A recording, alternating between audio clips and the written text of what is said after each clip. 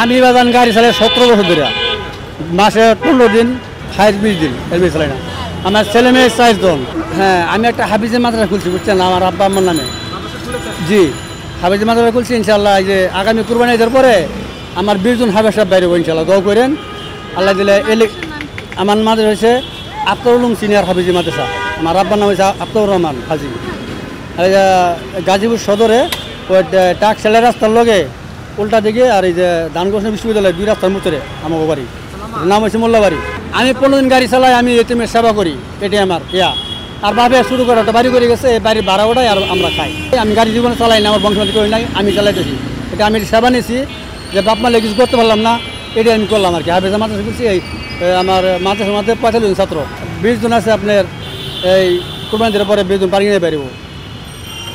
45 মধ্যে 10 জন পুরা এতিম, মা নাই বাবা না, এরকম টাকায় জড়া করছি।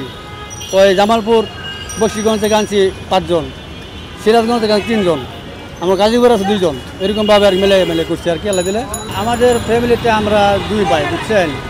বড় ভাই বিয়ে পাস করে, আমি ইন্টার পাস করে, 2 ভাই টিউশনি করলাম মুন্সিগঞ্জ। 17 বছর টিউশনি করার পরে আমার আব্বু বললো যে আব্বু আমার শরীরটা খারাপ, আপনার দেশে এসে পড়েন। পরে 2 ভাই দেশে এসে বললাম। আমার আব্বা ছিল বাবা হাই স্কুলের হেডমাস্টার, উনি অসুস্থ, উনি মারা গেলেন। মারা যাওয়ার পরে আমরা 2 ভাই একটা উদ্যোগ নিয়েছি যে বাপ মালে কিছু করতে পারলাম না, আমি একটা হাফিজে মাদ্রাসা খুলবো। আমার আম্মার কাছে বলছি যে একটা হাফিজে মাদ্রাসা খুলবো। ঠিক আছে, খুলেন। পরে আমার শুধু এখন বাড়ি আছে আপনার গাজীপুরে, ওই বাড়ির ওই বাউন্ডারি করে ওই মাদ্রাসা খুলছি। আমার বন্ধু বান্ধবরা ওই পুলিশের এসআই আছে, ডিসি সাহেব আছে, সেনাবাহিনী চাকরি করে। আবার বন্ধু বান্ধব ফেরে আমার মাদ্রাসা চালা, কেউ ডাউল দেয়, কেউ চাউল দেয়।